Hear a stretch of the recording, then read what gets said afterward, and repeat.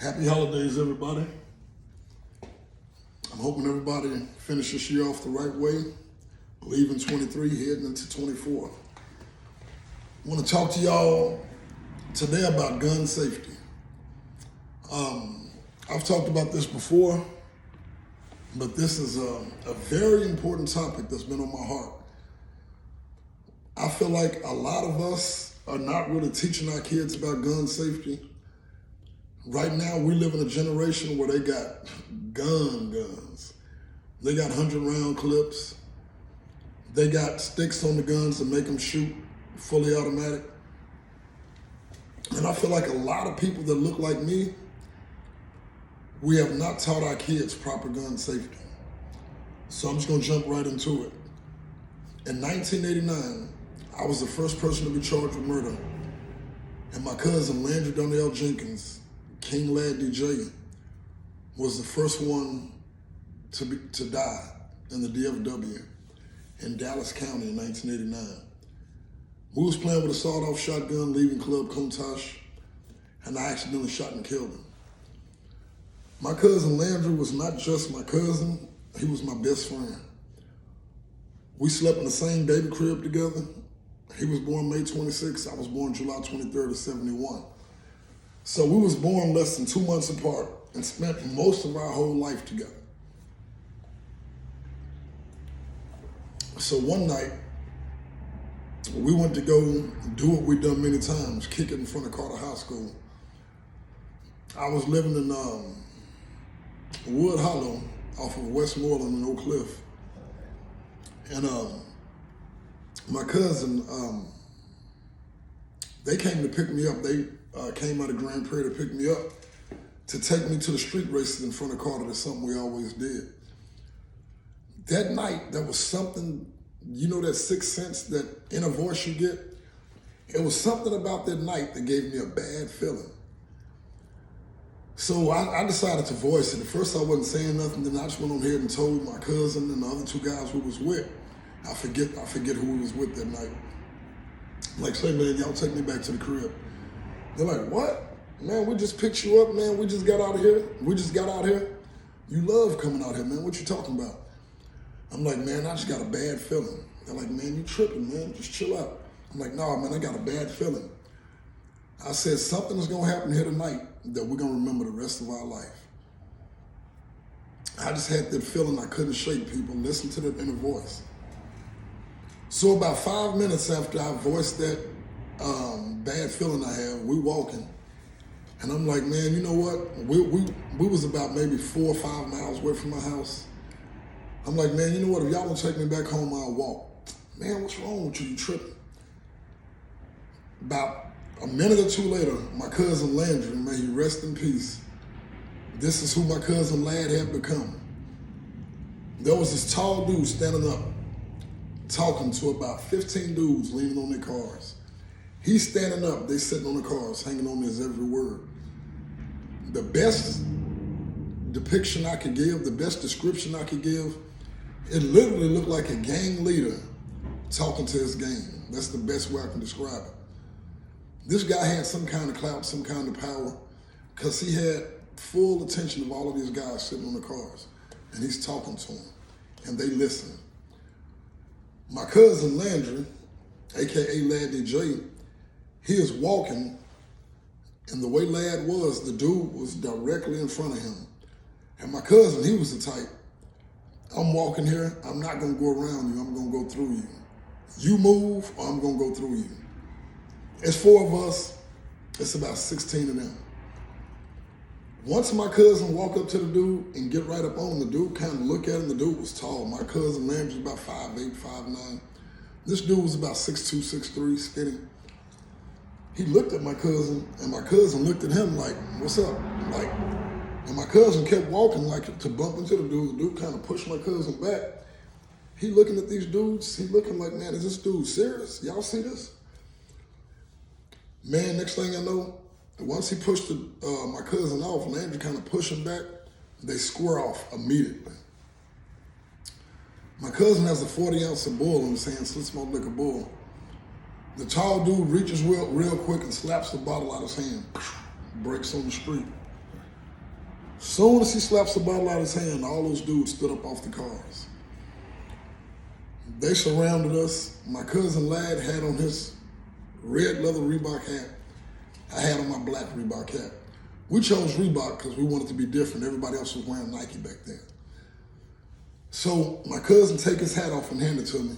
I take my hat off and I got both hats in my hand. And now I'm playing coach. Come on, Landry. Come on, lad. Be first. You got to get him. Dude done already showed fast reflexes. Then already slapped the bottle out of your hand. I'm thinking, come on, cuz. He got the reach on me. Get up in there. Well, I'm coaching my cousin from the sidelines. One of the dude's partners standing behind me blindsided me. Bow! I'm falling to the ground, tasting blood. My first and only time being knocked out. I was asleep inside my body. I knew where we was. I knew someone had stole me from behind. Someone had snuck me. I just couldn't move. I feel dudes kicking on me. I can hear dudes jumping my cousin. I'm laying there just completely unable to move. By the time I regain my senses and I get up, I look up and I see my cousin Lad busting through the crowd of dudes with blood just running down his face. The cops came to tell us to move away from the nursery. You got Carter High School right there for Wheatland. You got the little nursery that's been there for years. People would hang out in front of the nursery, Carter High School, that whole strip, watching people drag race. So the cops saved our tail that day, boy. They saved our ass. When those cops came, the dudes thought they was coming because they was jumping us. The cops was just telling us, hey, get off the property, move around. So my cousin make it out the crowd. The dudes that was with us, I don't remember their names. I will put them on blast. But I really can't blame them for not being crash dummies. They seen it was going to be 16-4 and they didn't want nothing to do with it. And my cousin Lad started the whole thing, so they're like, shit, we out of this. Once everything happened, the dudes magically showed back up. Man, what happened? What was that about? I'm walking and I'm punch drunk. I fall. Boom, still feeling the effects of the dude that snuck me. I get back up. I'm walking. I fall again. Boom, my bell is still rung. I'm still seeing birds. We make it out of there. So my cousin get with some other dudes out of GP, and they decide the next weekend they're gonna do a drive-by on these guys. I was supposed to be a part of it. That Friday night came around, I'm doing one of the things I used to love to do, got my headphones on, got the lights off, probably listening to EPMD, Public Enemy, something like that. And I would just sit and rock on the couch with the lights off, listening to music, imagining stuff, visualization. That was one of my most therapeutic things to do. So I'm rocking on the couch with the lights off. And I know they're fixing to come pick me up to go do this drive-by.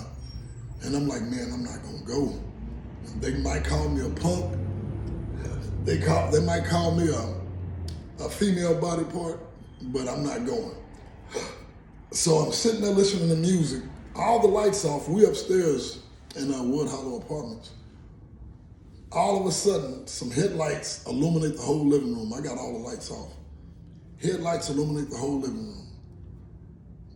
And the first thing that I say to myself is that's death outside. That was the first thing that came to my mind and heart, is that's death outside.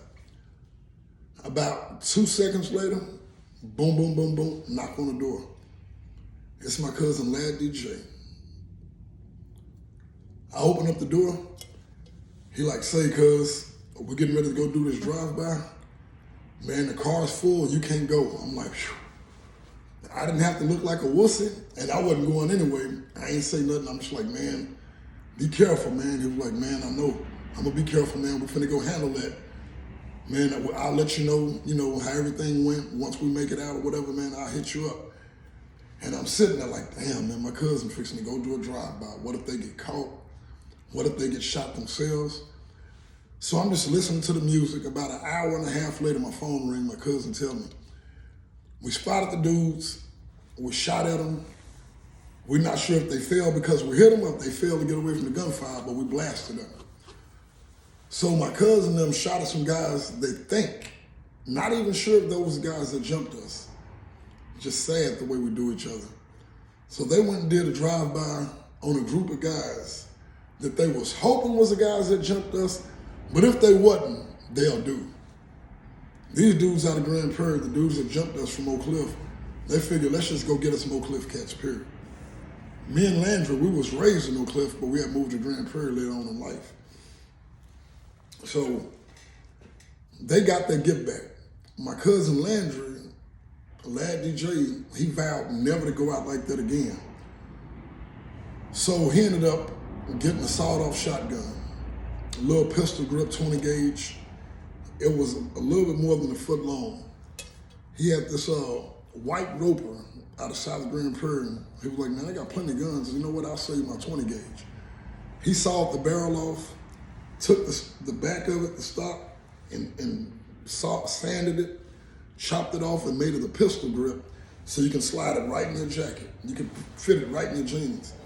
So now Landry has a sawed-off shotgun. He is so excited about that, man. We ain't never getting jumped again. I got this now. So we go out to Oak Cliff, and we shooting at street signs.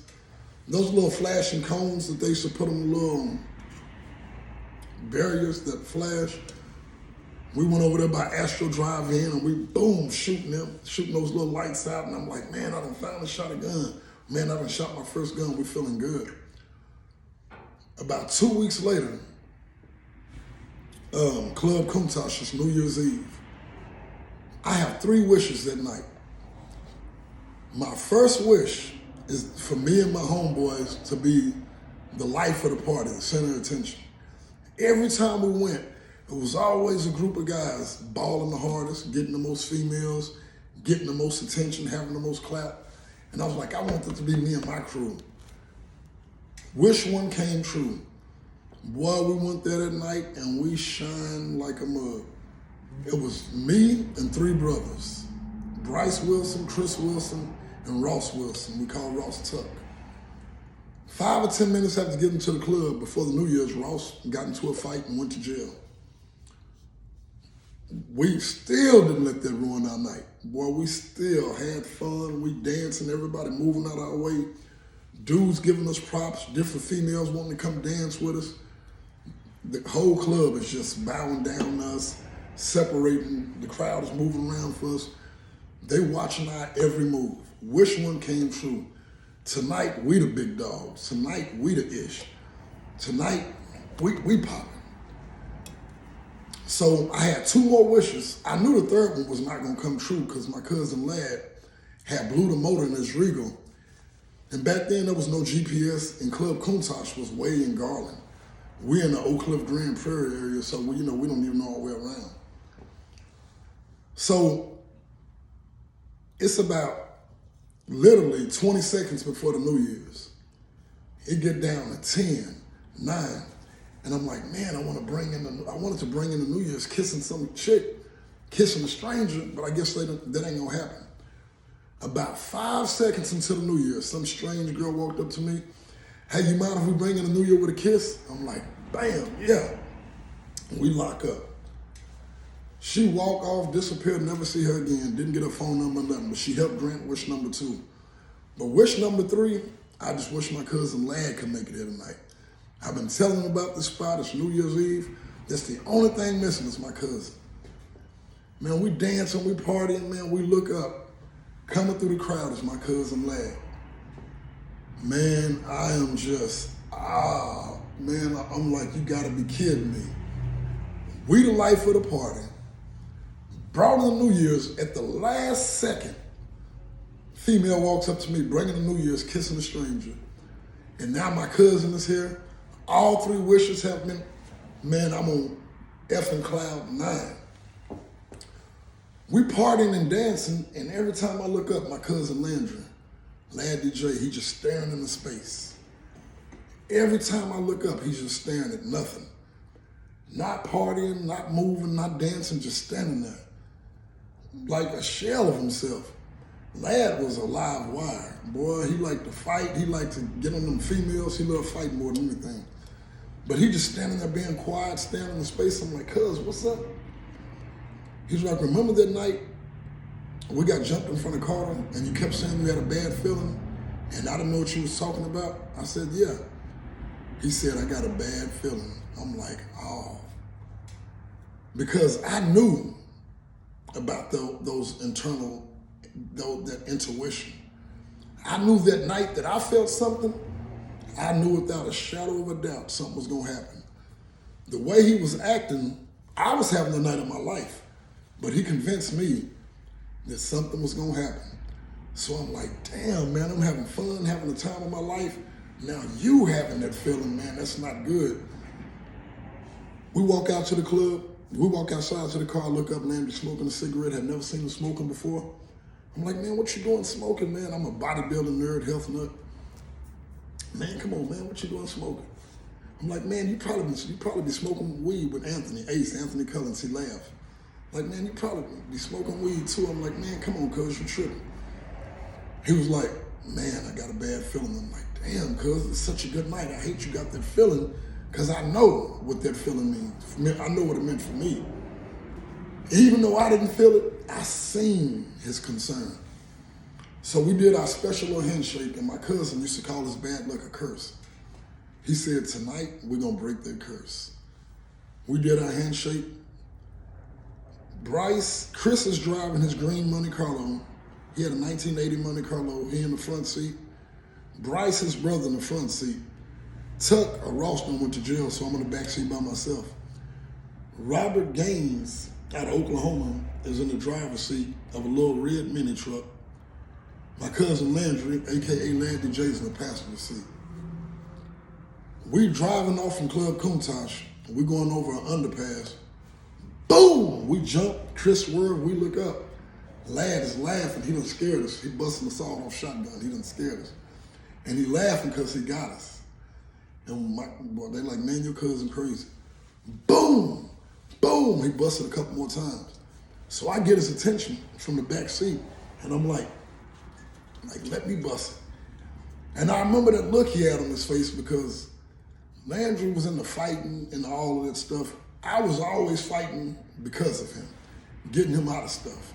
But on my own, I just wanted to be a bodybuilder. I was just a bodybuilding nerd. No real combat experience. Had never really seen that much in life. So he gave me that proud look with that smile and that smirk, like, yeah, there you go. He proud that I want to shoot the gun. He cocks it, and he goes to hand it to me. I reach to grab the gun. It's a pistol grip, so the only way you can grab it is like you're going to shoot a pistol, especially to keep it from dropping on the freeway. Now, mind you, we are moving down the freeway in two separate vehicles, young and dumb, no gun training, no experience, and I ask him to shoot the gun.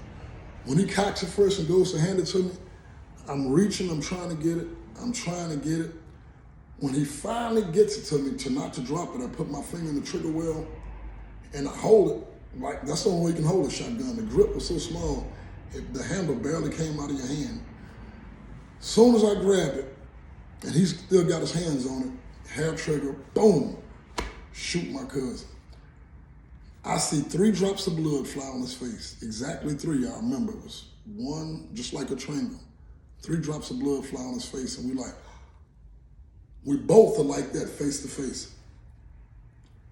All night long, these young ladies we was kicking it with, and they kept confusing me and Landry. They said, man, are y'all brothers or y'all twins? They thought we looked just alike. We kind of heard we looked similar, but we had never heard that. That night they kept calling me Lad and him Rod. I'm like, no, I'm Rod, that's Lad. So once I accidentally shoot my cousin, Bryce and Chris on the front seat, Chris driving, and I'm looking at my cousin, he like, we face to face. So my cousin sit back and I'm watching him. I got the shotgun in my hand. He put his hands on the dashboard. He sit back. He is literally trying to compose himself and not panic. I lay down in the seat and I'm praying to God, please let this be a bad dream. Please let this be one of those nightmares that I've had in the past that seem real, but it was just a nightmare. I'm begging and pleading with God, let this be one of those nightmares that just seem real. I raise up again. Lad go from trying to compose himself with his hands on the dashboard to swaying back and forth with his mouth open and his eyes rolling in the back of his head. He's doing this. Except his mouth is open and his eyes are rolling in the back of his head. And he's swaying back and forth. And I lay back in the seat again and I'm praying, God, please no, God, please no. And then Bryce and Chris are in the front seat, still talking about the females that's following us to the next party, still talking about how much fun we had and how we're finna kick it at this next party. So now I'm in the twilight zone. Did they not hear this loud ass shotgun go off? Did they not hear me shoot my cousin? They still talking about the females in the party. And I'm like, yo, I shot my cousin. And they looked at each other, and I never will forget, when they looked and saw that shotgun in my hand, they looked like, where the hell that come from? When we riding side by side and I'm trying to get the shotgun, I'm thinking this whole time that Chris is keeping steady with Robert's truck to help me get the shotgun. That's what I'm thinking. Some kind of way, maybe because the gun was right up against his chest, maybe because we was on the freeway. I'm thinking the gun was so close that it must have muffled the shot, and the wind from the freeway must have muffled the shot. Maybe because he had already busted the shotgun 2 or 3 times, it was already used to hearing the gun go off. Some kind of way they didn't know I shot my cousin. So I'm telling them, hey, I just shot my cousin. And they look, and they looking back, and the only thing they can see is the truck driving. So as they start to slow down and see what's going on, the truck started going all over the road, running people off the road. The truck is just going all over 3 or 4 lanes of traffic like that, about to crash. We exit and pull over to this gas station. We jump and run out the car. We beating on the window, boom, boom, boom. Robert Jonathan, he jumped out of the truck. Ah! Ah! He just like, he's in full panic mode. He is just screaming at the top of his lungs. Ah! So we beating on the window, call 911, I just shot my cousin. Call 911. No, my cousin got shot. Call 911. My cousin got shot.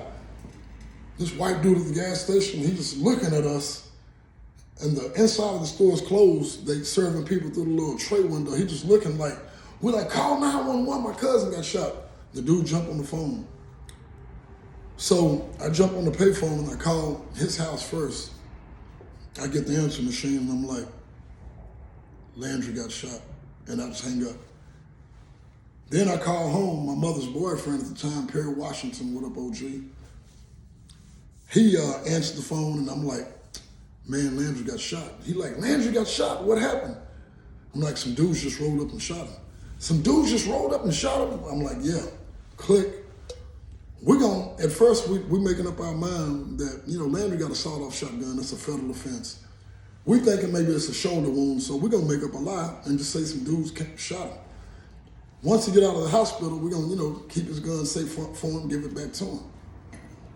So I'm sitting on the curb. My partner Chris, he go to check on Landry. I can't see my cousin in this condition.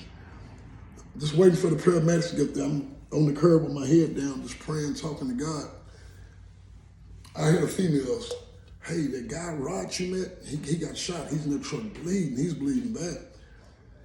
And I'm hearing them all night long. They was calling Lad Rod and me Lad. So I'm hearing them make the mistake. And then one of the girls that I was talking to was like, no, there goes Rod right there. That must be Lad. Oh, that's the guy you met that got shot.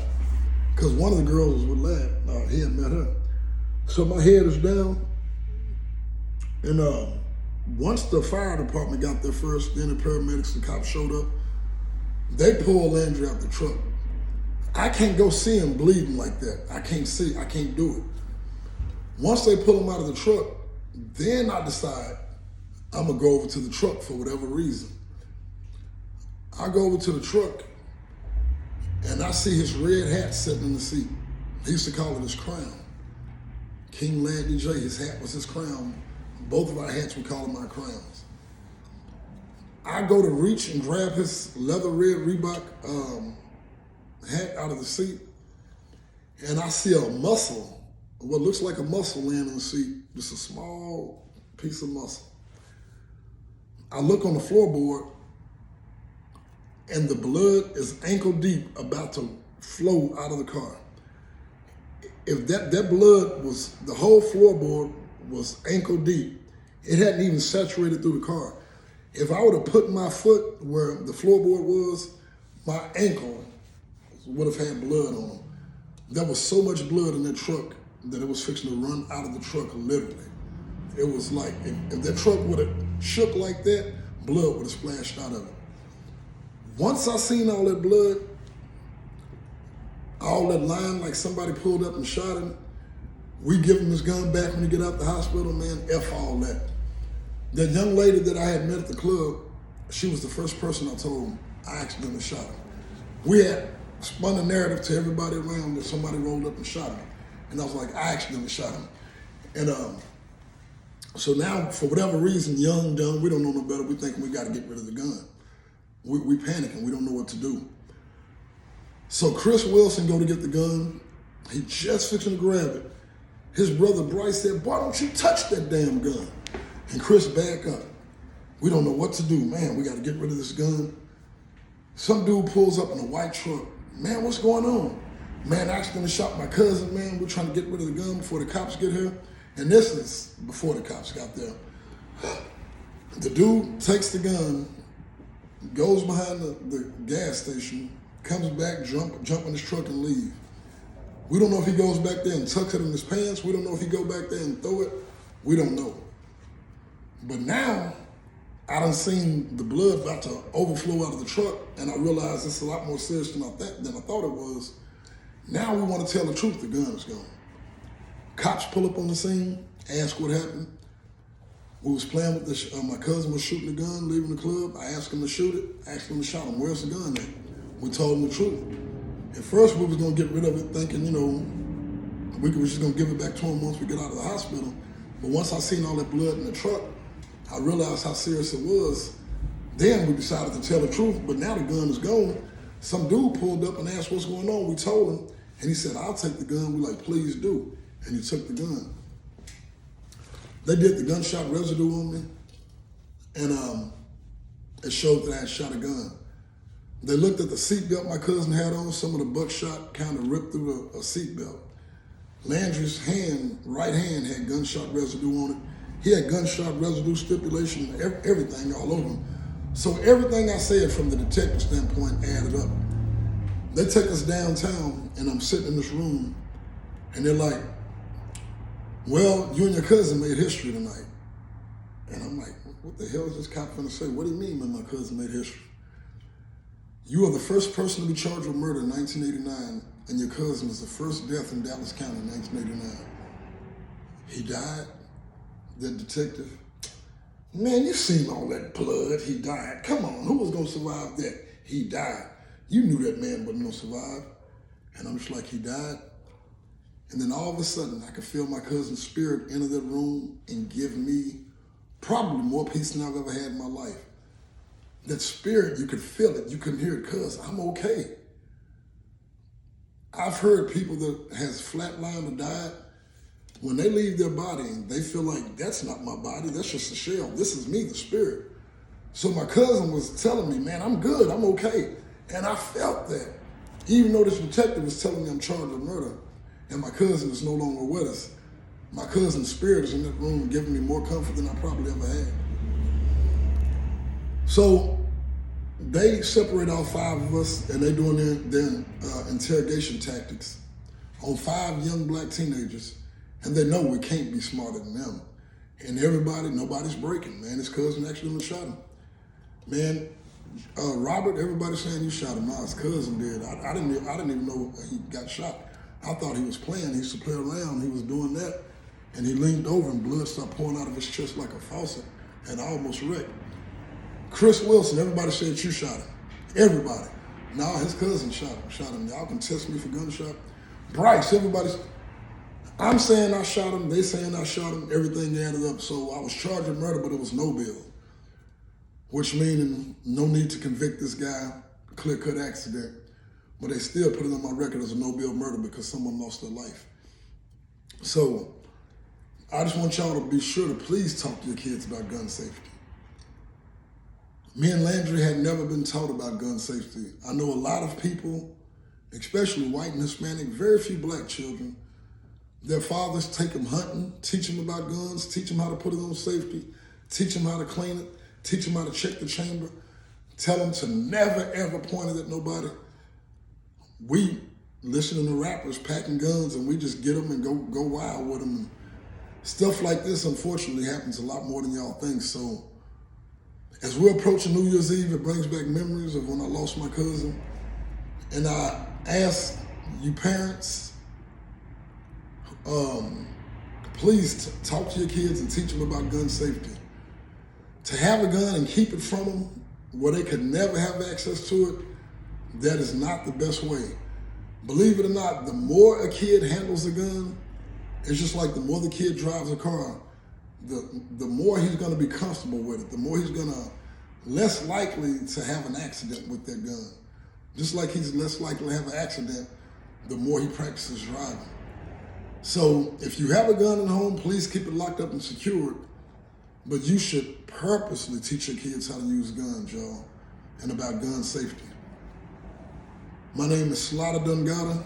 Happy New Year, Merry Christmas to everybody. And we are out, y'all. Y'all be blessed, and I hope this lesson that I've went through, I hope it serves somebody else. I hope my tragic story can prevent somebody from experiencing the same fate. One love, Slaughter Dungada. We out.